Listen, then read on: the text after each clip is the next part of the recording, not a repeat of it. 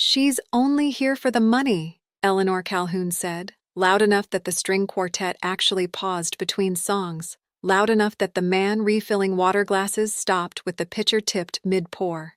She said it to the whole table, 22 people under string lights on the lawn of the Ashford River Club, and she said it the way you'd mention the weather, like it was a fact everyone already privately agreed with, and she was simply the one brave enough to say it out loud. I set my wine glass down on the tablecloth. Careful, no clink. "Actually," I said, "I asked for the prenup. Clause 4. You should read it." Her face did something I'd spent 4 months waiting to see, a small collapse behind the eyes before the rest of her face caught up and remembered to look offended instead of caught. "My name is Dana Pruitt, and in 11 days I was supposed to become Dana Calhoun, though as I stood there watching my future mother-in-law hold her fork like she might need it for something other than eating, I genuinely didn't know anymore if that was still going to happen. I'm 33. I work as a bankruptcy paralegal at a firm on Broad Street in Charleston, and I grew up 45 minutes north of there in McClellanville, on a stretch of marsh where my family has run shrimp boats out of the same dock since before anybody thought to write down the year. My father still goes out most mornings on the Miss Loretta, named for my grandmother, and I spent every summer of my childhood picking the heads off shrimp at a folding table in our side yard, because that's what a family does when the boat comes in and there's 100 pounds to process before the ice melts. I've spent 7 years reading other people's financial collapse for a living. Chapter 11. Reorganizations. Chapter 7. Liquidations, UCC filings, secured creditor lists, personal guarantee language buried on page 40 of a loan document nobody reads past page 3. You develop an eye for the difference between a business that's struggling and a business that's already dead and just hasn't stopped moving yet, the way a fish keeps twitching on the deck after there's no reason left for it to. I didn't go looking for what I found about the Calhoun family. It found me, the way most of the worst things in this job do, sitting quietly in a public record nobody thought a shrimper's daughter would ever bother to pull.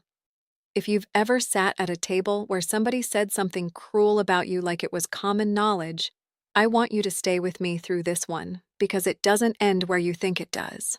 I met Whit at a deposition, of all places, back when I was still doing intake work and he was a junior associate at a firm 2 floors up from mine, sent to sit in on a case that had nothing to do with either of us directly. He brought me a coffee without asking what I took in it, and somehow guessed right. Cream, no sugar, and when I told him that was unsettling, he said he'd just watched how I stirred my own coffee at the coffee cart that morning and made an educated guess, which told me more about how he paid attention to things than almost anything he could have said out loud.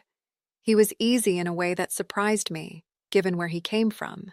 No performance to him. No need to mention his last name before you'd already decided you liked him for other reasons. It took me 4 months to find out the Calhoun name meant something in this town beyond just being a name. And by then it was too late to matter. I already loved the parts of him that had nothing to do with it. The Calhouns have been in Charleston for 5 generations, and Calhoun and Sons Development has put up half the waterfront condominiums and business parks between here and Mount Pleasant since Whit's great-grandfather started it as a lumber outfit after the war. Whit's father, Whitfield Calhoun III, runs it now, or ran it, though I didn't understand yet how much daylight there was between those 2 words. The first time I went to their house on Trad Street, a single house with a piazza running the whole length of it and a garden wall older than my entire hometown, Eleanor looked at my dress for exactly 1 second longer than a compliment would have required and told me it was a very practical choice for an evening like this, which I understood even then wasn't a compliment at all. The house itself told you things before anybody said a word. Portraits going back 4 generations lined the stairwell, each Calhoun man painted holding something that signaled what he'd built: a ledger book, a set of blueprints, a model of the first office building the company ever put up on East Bay Street. There was no portrait of any Calhoun wife anywhere in that stairwell, which I noticed on my very first visit and never stopped noticing after that. Dinner that night was served by a woman named Ruth, who Eleanor referred to only as Help the entire evening, never by name. though Ruth clearly knew this family better than most of the people who'd be sitting at that rehearsal dinner table 8 months later. I caught Ruth's eye once, refilling my water glass, and she gave me the smallest, driest smile, like she'd seen 100 girls sit in that chair and already had opinions about which ones would last. If you're new to this channel, this is usually the part of the story where things start small and stay small a while before they don't. Stick around for that part. It matters more than the big scene everybody's waiting for. The small things came steadily after that first dinner. Eleanor introduced me to her friends at the yacht club as Whit's girlfriend from up the coast, which sounds harmless until you hear the exact tone she used, the same tone you'd use to describe a rescue dog of uncertain breeding. She asked me twice, in 2 separate conversations months apart, whether my family had ever considered selling the dock property. Since waterfront's gotten so valuable these days, and both times I told her my grandmother was buried close enough to smell that dock and it wasn't for sale, and both times she smiled like I'd confirmed something she already suspected about people like me. Whit apologized for her after both conversations, quietly, in the car, the way you apologize for a relative's behavior when you still believe deep down that the behavior is an aberration and not a pattern. I want to be fair to Whit here, because it would be easy to make him sound like he did nothing, and that's not the truth of it. He stood up for me more than once, told his mother directly that if she couldn't be decent to me, she wasn't welcome at things that mattered to us, and I believed he meant it. What I didn't understand yet, because he hadn't told me, because I don't think he'd let himself fully understand it either, was that his family's decency toward outsiders had started shrinking at almost exactly the same rate as something else was shrinking, something none of them were saying out loud at any of those dinners on Trad Street. The discovery happened on a Tuesday in February, 4 months before the wedding, and it happened by accident the way most of the true things in my job do. I was pulling a routine UCC search for a completely unrelated matter, a lien priority question on a construction loan, and the search engine at the firm auto-populates related filings under a company's registered agent, and there it was, sitting in the results like it had been waiting for me specifically. Calhoun and Sons Development, LLC. A Chapter 11. Petition filed 11 weeks earlier in the U.S. Bankruptcy Court for the District of South Carolina. Along with it, 4 separate UCC financing statements showing secured creditors with claims against the company's equipment, receivables, and a marina project out near Shem Creek that I'd heard Whit's father mention exactly once, in passing, as still in the permitting stage. It wasn't in the permitting stage. It was underwater, in every sense the word can carry in a place built on marsh.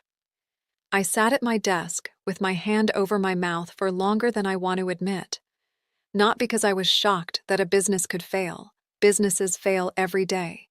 That's most of what pays my salary. But because I understood in that instant what none of them had told me. None of them. Not Whit. Not his father. Not the mother who'd spent a year questioning whether my family's shrimp dock was worth selling while her own family's development company was hemorrhaging money into a marina nobody could finish. I pulled the full docket that night at home, 41 pages of it, the way you'd pull a full title history on a piece of property, going back to the source instead of trusting the summary. $4.2 million in claims against the estate. A secured line against the Trad Street house itself, filed 8 months earlier. Something Eleanor had clearly never expected a shrimper's daughter to know how to find in a public index. A personal guarantee Whitfield III had signed for a construction loan, the kind of guarantee that follows a man home if the business can't cover it, the kind that can reach into a marriage if nobody's careful about how the money gets held. I printed out the schedule of unsecured creditors, out of habit more than need, and recognized 3 names on it immediately. A marine contractor who'd done work on my own father's boat once, a Charleston lumber supplier my grandfather used to buy from before he retired, a bank 2 of my law school friends had done closing work for. It was a strange, small world feeling, watching the Calhouns' collapse intersect with the edges of my own working-class world in ways Eleanor would never in her life have imagined possible. I sat with that folder open on my kitchen table until almost 2 in the morning, going back over the exhibits the way I would for any client, except this client was going to be my mother-in-law in 11 days, and I had absolutely no idea yet what I was supposed to do with what I now knew.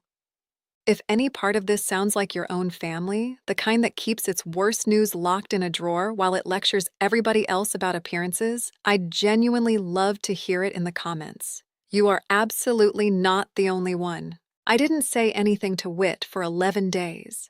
I want to be honest about that, because I think the honest version of this story is more useful than the version where I marched straight to him with the docket printed out. I was scared of what it would do to him, watching me find out this way, scared of confirming every quiet insinuation his mother had ever made that I was somehow keeping score, tallying up what the Calhoun name was actually worth before I'd agree to marry into it. I loved him. That part never wavered, not for a second, not through any of this. But I'd spent 7 years reading exactly what happens to people who marry into a collapsing business without protecting themselves first. Watching spouses get pulled into creditor claims through commingled accounts and joint liability they never fully understood they'd agreed to, and I wasn't going to let that happen to me out of politeness.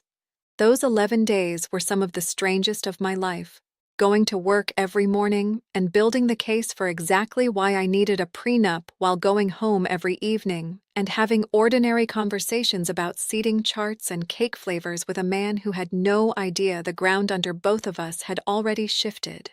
I watched him during those dinners more closely than I ever had before, looking for some sign he already knew, some tell in how he talked about his father's business, and found nothing, which told me he genuinely didn't know yet either, that whatever his family was hiding, they were hiding it from their own son as thoroughly as they were hiding it from me.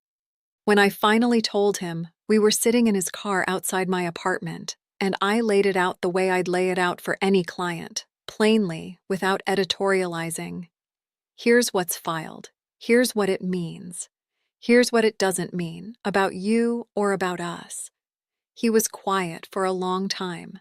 Then he told me he'd known for about 6 weeks, that his father had finally told him after the filing became unavoidable, and that his mother had made him promise not to say anything to me because she was convinced, genuinely convinced, that I'd leave if I knew the family had money trouble, which told me more about how Eleanor understood the entire concept of love than anything else she'd said to me in a year.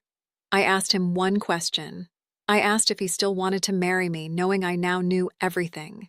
He said yes before I'd even finished the sentence, and something in his voice told me it was the first fully honest thing that had passed between the two families in months.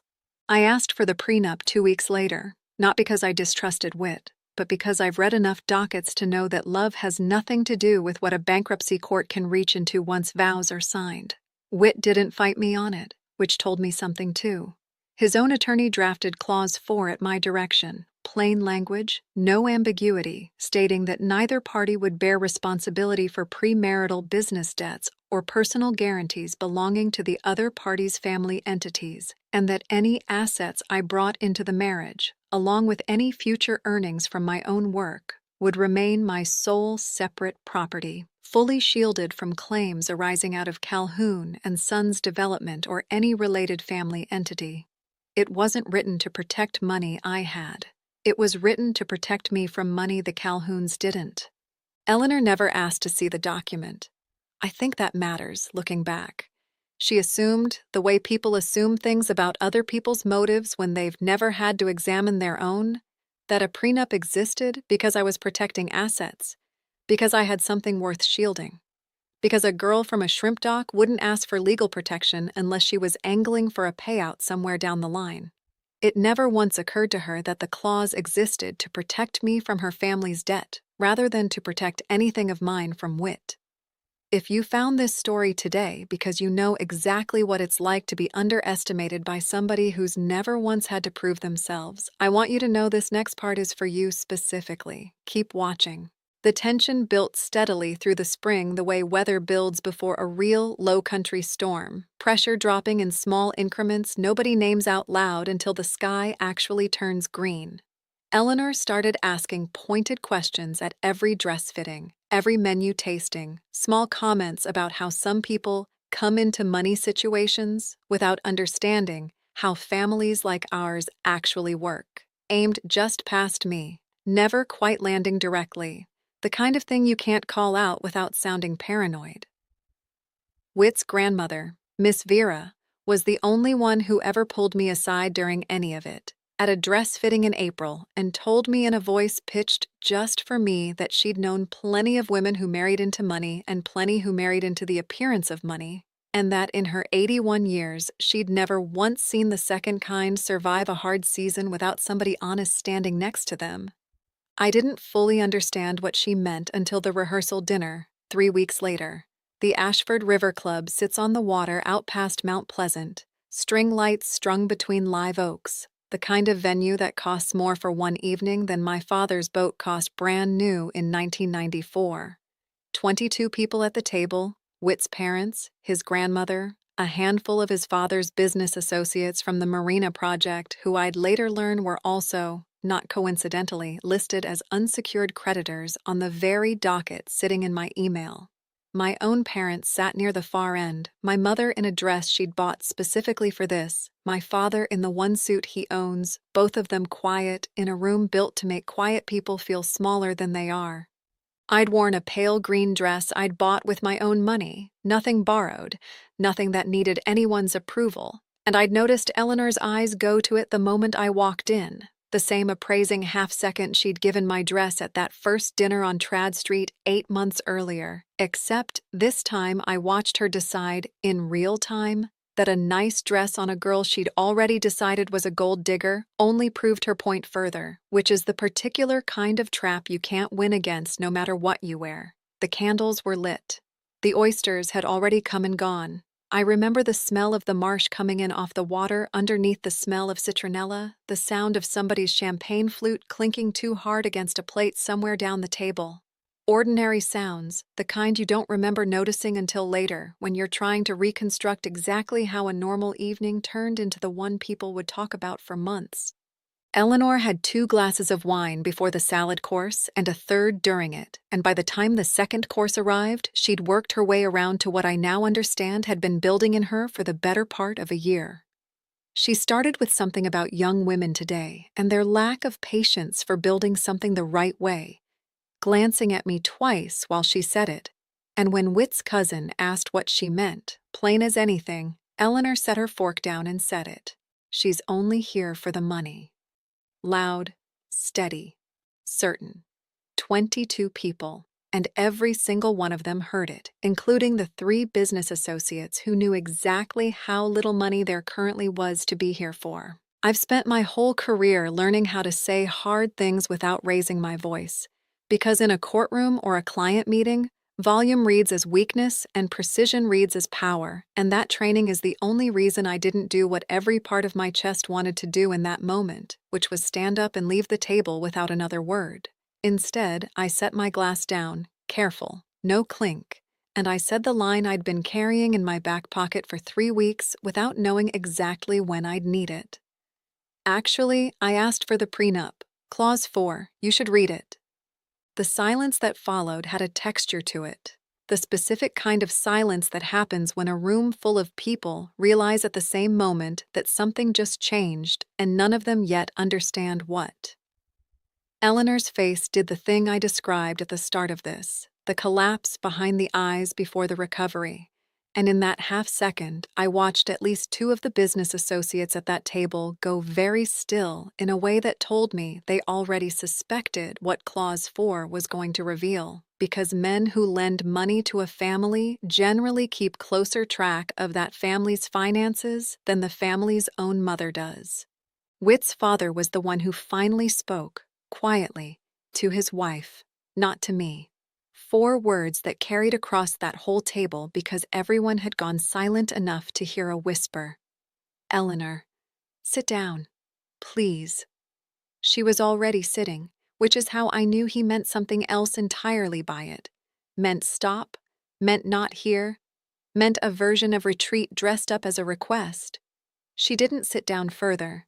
She stood up instead, chair scraping loud against the patio stone, and said she didn't understand what any of this had to do with anything, and Miss Vera, 81 years old, still in the same seat she'd occupied all evening, said in a voice that didn't need to be raised to carry, "I expect it has quite a lot to do with a marina you've all been telling this family for a year is still in permitting." Nobody said the word bankruptcy out loud that night. Nobody had to. I watched it move around that table like weather, the business associates exchanging a look I recognized from 100 creditor meetings, the specific look of people doing math in their heads about exposure they hadn't accounted for.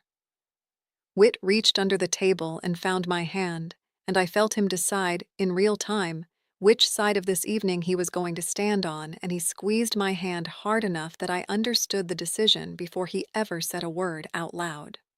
One of the business associates, a man named Harold Beckett, who I recognized from the schedule of unsecured creditors as being owed just under $200,000, leaned over to his wife and said something I only caught the end of, something about calling his attorney first thing Monday, and I watched Whitfield III hear it too, watched him go the particular gray color of a man realizing his carefully managed evening had just become the reason his creditors stopped being patient.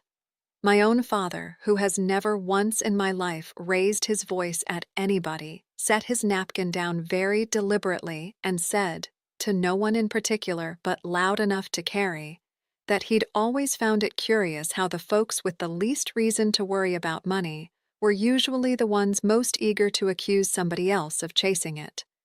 Nobody at that table had an answer for him. If any part of you has ever had to hold your composure in a room that wanted you to fall apart on schedule, I hope you'll tell me about it below. I read every single one of those, and this channel exists because of people willing to say the quiet part out loud. Whit's father asked everyone to please, God, just eat the entree, and the dinner limped forward through dessert with the particular strained politeness of a room full of people pretending they hadn't just watched something structural crack. My own mother reached over at one point and squeezed my knee under the table, the way she used to when I was small and scared of a thunderstorm, and I understood that she'd clocked exactly what had happened even without knowing the specifics, because a shrimper's wife knows the sound of somebody's whole world taking on water even when she can't see the hole herself. Whit walked me to my car afterward, and for a long minute neither of us said anything at all, both of us standing in the gravel lot listening to the club's air conditioning unit cycle on somewhere behind the building. He apologized, which I told him he didn't need to do since he hadn't been the one to say it, and he said that not saying anything sooner had amounted to the same thing, which I think was the truest sentence he said to me in the entire ordeal. He told me his mother had spent the last year terrified that the family's decline would become public before the wedding could give them, in her mind, one more generation of appearing fine, and that somewhere in that fear she'd convinced herself the safest target for it was me, because I was the only person in the family who hadn't been raised to protect the Calhoun name at any cost. I didn't sleep much that night, not from anger exactly, more from the strange, quiet exhaustion of finally being fully seen in a room that had spent a year deciding who I was without asking me. Around midnight, my phone lit up with a text from a number I didn't recognize, and it turned out to be Miss Vera, who'd apparently had Whit's cell forward her my number sometime after the dinner ended. Her message said only this: "You handled that with more grace than my son's wife has managed in 30 years of marriage. Breakfast Thursday. My treat. Bring nothing but yourself." Breakfast with Miss Vera turned into the realest conversation I'd had with anyone in that family since I'd met them. She told me over grits and shrimp, made properly, the way my own grandmother made them, that she'd watched Eleanor marry into the Calhoun name 40 years earlier and spend every year since terrified of being the generation that lost what the first four had built. She said fear like that curdles a person slowly, turns generosity into hoarding and hoarding into cruelty, until the person doing the hoarding has convinced themselves the cruelty is actually a form of protection. She told me she wasn't excusing what Eleanor had said at that table.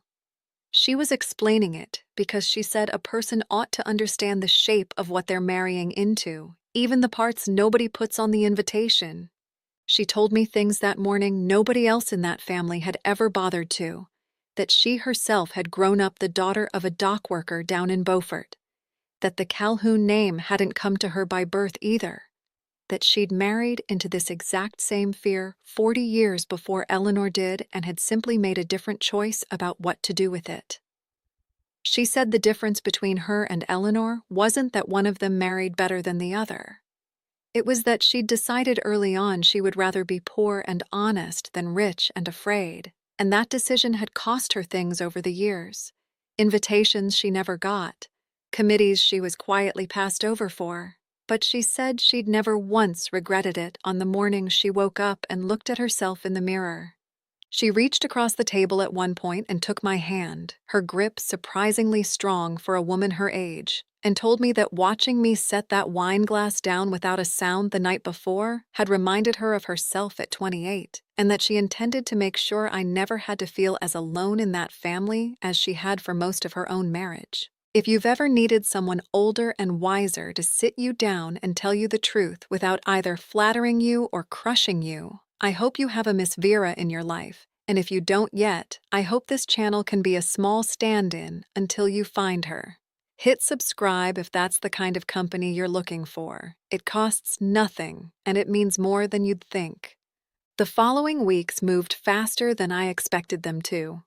Calhoun and Sons Chapter 11 filing became public knowledge around Charleston within days, the way anything does in a city where everyone who matters eats dinner at the same 6 restaurants. And Eleanor, who'd spent a year terrified of exactly this outcome, discovered that most of her friends had already suspected it for months and were mostly relieved to finally be allowed to say so out loud.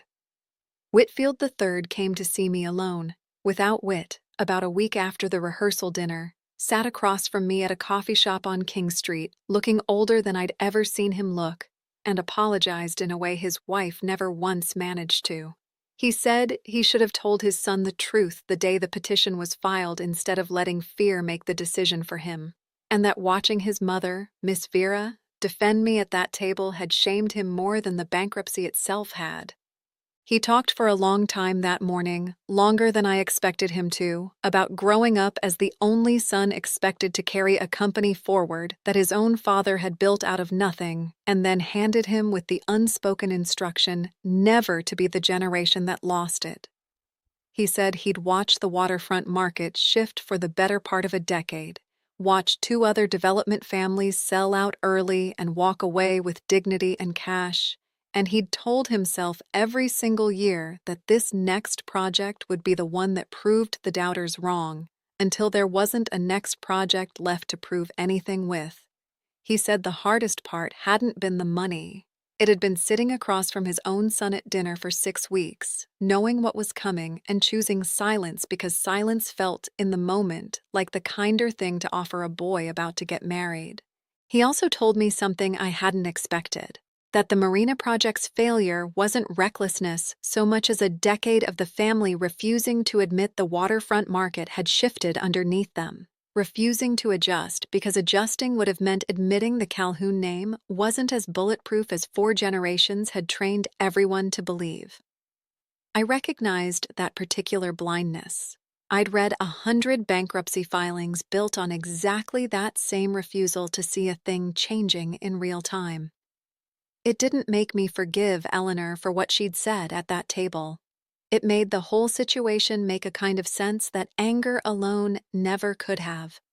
Near the end of that conversation, he asked me, almost shyly for a man his age and his standing, whether I thought the company could still be saved in some smaller form, and I told him honestly what I tell every client who asks me that question, that reorganization isn't a failure, it's a different shape of surviving, and that the families who come out the other side intact are almost always the ones who stop trying to protect the appearance of what they had and start protecting the actual people still standing in the wreckage of it. He nodded slowly, the way you nod at something you already half knew but needed to hear from somebody outside the family to actually believe.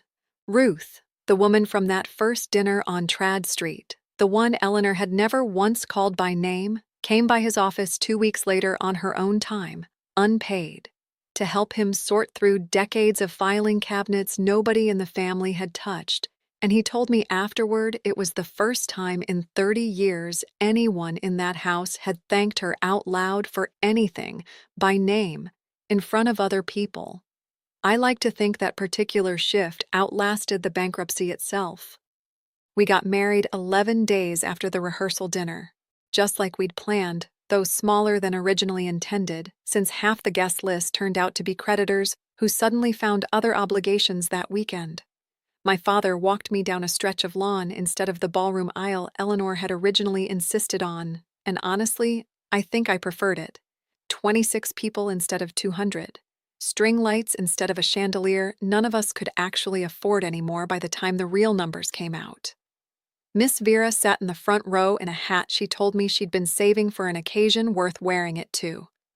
Eleanor came.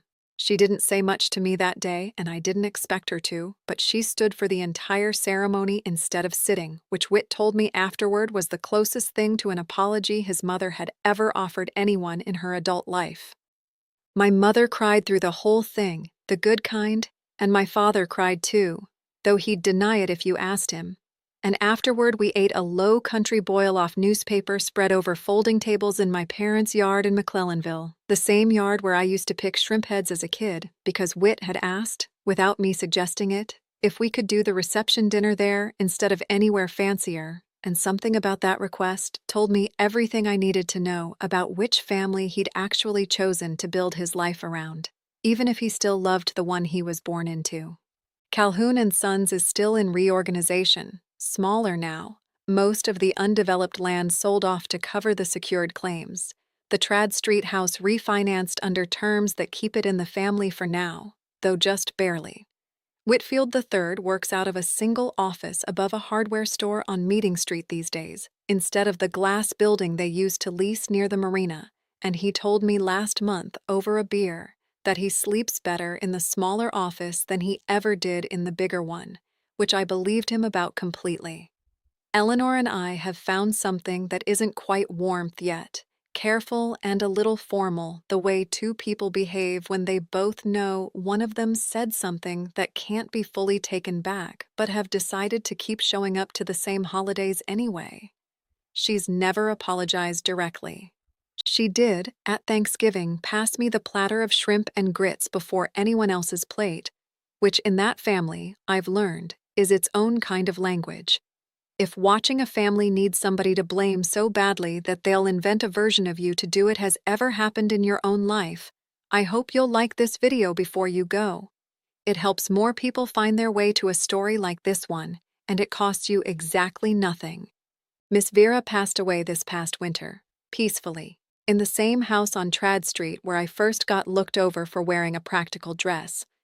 She left me a small amount of money in her will, not enough to matter financially, but enough that I understood exactly what she meant by it. A note attached that said simply, "For the granddaughter-in-law who read the fine print, because somebody in this family finally should have." I keep that note in the same drawer where I keep Clause 4, the actual signed original, laminated now. Half as a joke between Whit and me, and half because some documents earn a place you don't throw away.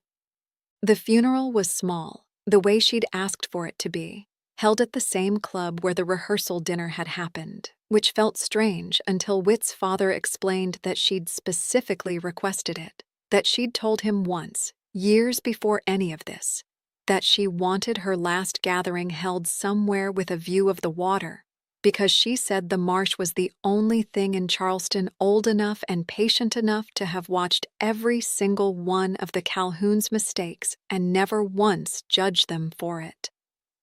Eleanor gave the eulogy, and for the first time since I'd known her, her voice cracked in a way that had nothing performed about it, and she said something toward the end that I don't think she meant for me specifically, but that landed on me anyway. That her mother-in-law had spent 40 years teaching her things she was only now, at 61 years old, finally ready to learn.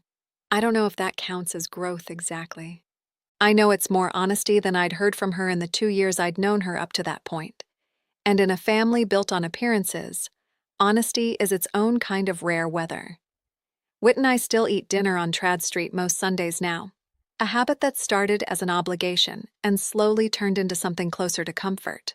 Though I notice I still catch myself glancing at that stairwell full of portraits every time I walk past it, still noticing there's no painting of a Calhoun wife anywhere among them. I mentioned it to Whit once, half joking, and he didn't laugh the way I expected him to. He just said maybe that was something we could change, eventually, and I told him I wasn't sure I wanted a portrait of myself holding a ledger book like the men in that hallway, and he said he thought I'd probably want to be painted holding a case file instead, which is close enough to the truth that I've thought about it more than I'd like to admit. I think about that rehearsal dinner sometimes, the exact second before I set my glass down. And I understand now that the version of me that survived that table wasn't the version who happened to have a well-drafted prenup. It was the version who'd spent 7 years learning to read the truth underneath what people are willing to say out loud, and who trusted that skill enough to protect herself quietly instead of waiting for somebody else's family to decide she deserved protecting. Nobody hands you that kind of certainty. You build it page by page, filing by filing, the same slow way my grandmother built a dock that's still standing 60 years after she first drove the pilings, one that never once depended on anybody else believing in it to hold. If any part of tonight's story lined up with your own life, the family that needed you to be the villain so nobody had to look too closely at themselves, I'd be honored if you left a comment telling me your version. This whole channel is built out of stories like that one, yours included, and I mean that more than the algorithm probably wants me to say out loud.